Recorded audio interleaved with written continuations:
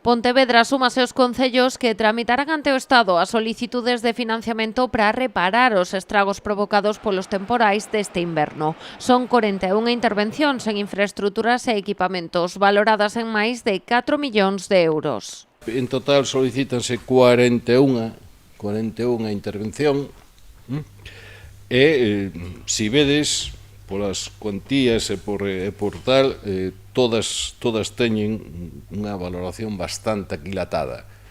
Prácticamente todas, quitando algunha que leva algunha cifra aproximada, 750, 100, o que sexa, 100.000, os demais incluso van ao céntimo. Teño que agradecer o esforzo dos servicios.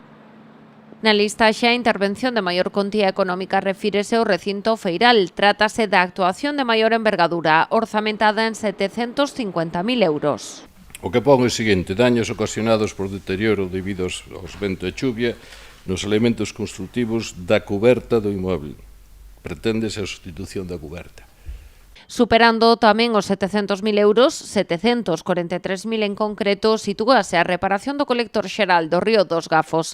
Resultou danado nas inmediacións da estación intermodal. A extraordinaria aportación de agua provocada pola sucesión de avenidas desde o mes de novembro do 25 provocou desprendimento de terras que ocasionaron a ruptura deste colector, que debe ser reposto nun tramo de 260 metros. A canalización da Rúa do Santo nos Praceres, orzamentada en 270.000 euros, intervencións nos camiños, pradeiras e pasarelas da Illa do Cobo en case 230.000, ou a substitución da cuberta no pabillón San Bieito de Lérez, valorada en 208.000 euros, son outras das intervencións de maior contía coas que o Concello optará a liña de axudas do Goberno Central.